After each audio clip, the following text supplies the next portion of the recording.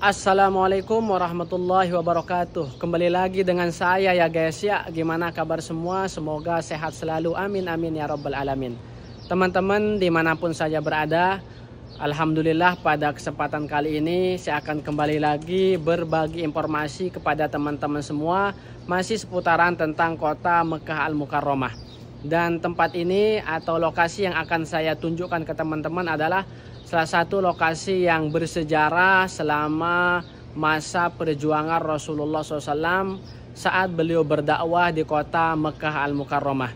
Yang dimana juga tempat ini dijelaskan di dalam sebuah hadis ya.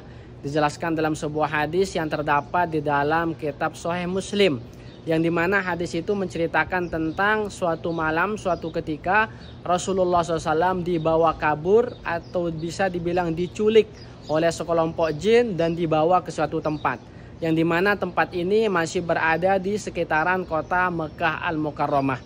Dan insya Allah saya akan tunjukkan kepada teman-teman semua lokasi tempat ini.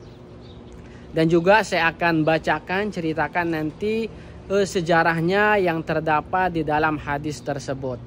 Insya Allah semoga video ini bermanfaat dan juga bisa mengingat bagaimana perjuangan dakwah Rasulullah SAW tatkala berada di kota Mekah Al-Mukarramah. Oke teman-teman, kita akan langsung menuju ke tempat di mana kejadian itu ada, di mana sejarah itu lahir, di mana tempat Rasulullah SAW memunculkan hadis tersebut, atau di mana asbabul wurud hadis tersebut. Kita akan langsung ke tempat sejarahnya ya guys ya. Nah teman-teman, untuk lokasinya itu ada di balik bukit ini. Ini adalah Jabal Khandamah. Nah di balik bukit Khandamah ini, disitulah lokasi tempat Rasulullah SAW dibawa oleh golongan jin ya. Ini dulu adalah bekas rumah penduduk ya di atas gunung ini. Dan bagian sini masih ada yang dipakai sedikit. Dan kita akan menuju ke sana sekarang. Namun harus melewati terowongan yang ada di sini. Jadi kita lewat terowongan di sini, baru kita akan sampai di tempat di mana Rasulullah SAW diculik atau dibawa oleh golongan jin. Alhamdulillah ya teman-teman, kita udah sampai di lokasinya.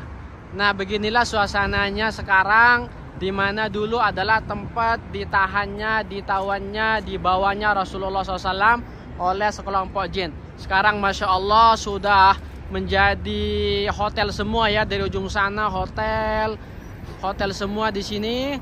Di sini juga di tengahnya ada taman indah. Kemudian di depan saya ini adalah masjid.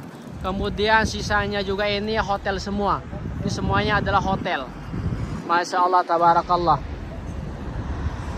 Sehingga sangat benar apa yang dikatakan oleh seorang ulama, bahwasanya sebagian daripada keistimewaan, keagungan baginda Rasul adalah semua tempat, segala tempat yang pernah disinggahi, yang pernah dikunjungi, yang pernah dilewati oleh baginda Rasul SAW, di masa depan pasti akan menjadi tempat yang bermanfaat.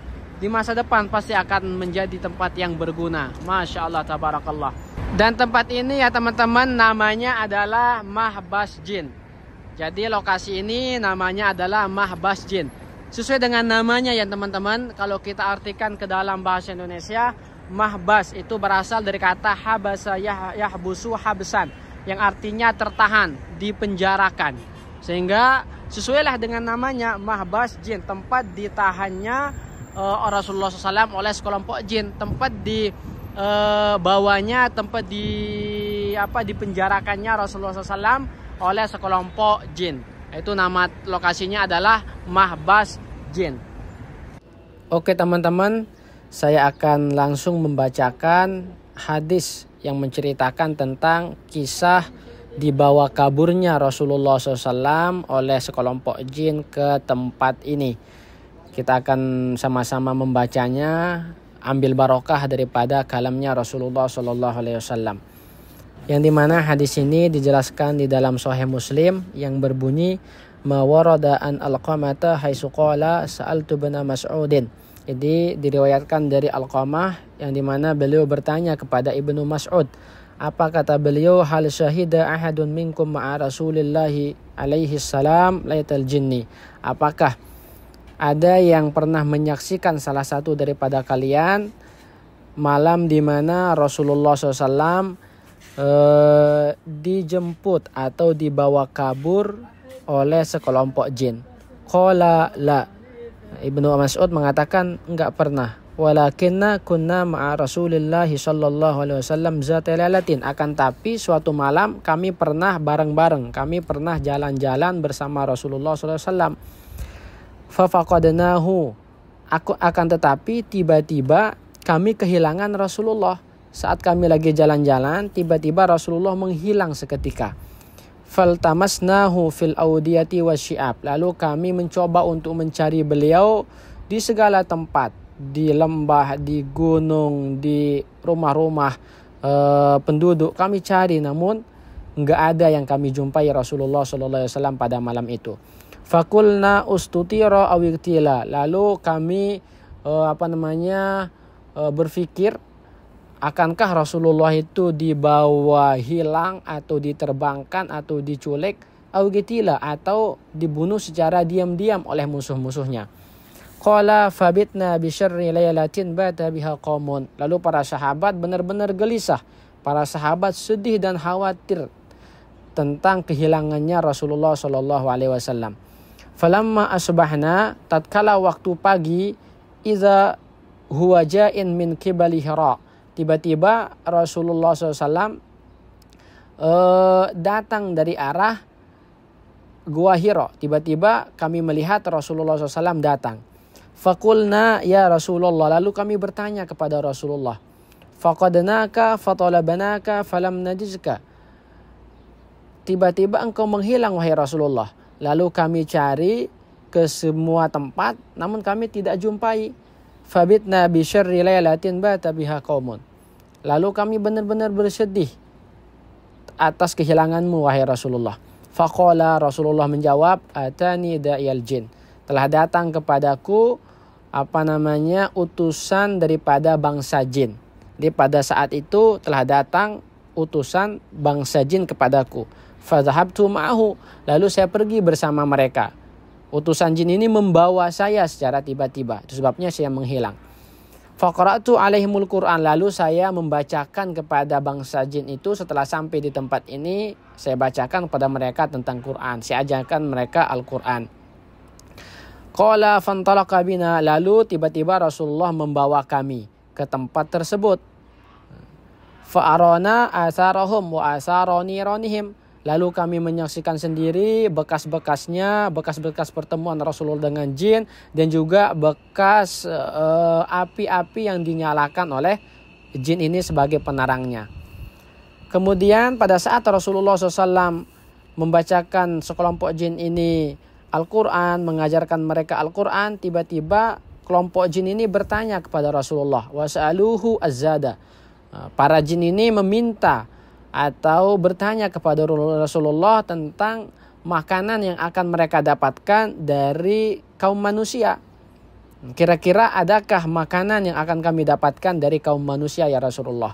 Faqala, Rasulullah menjawab, lakum kullu azmin dzukira smullahi alaihi yaqa'u fi aydikum aw farama yakunu lahman. Di makanan yang akan kalian dapatkan dari golonganku atau dari golongan manusia adalah kullu azmin, setiap tulang atau setiap sisa-sisa makanan yang dibuang oleh golongan manusia, namun ketika dia buang, dia menyebut nama Allah atau membaca bismillah. Itulah yang akan menjadi makanan kalian.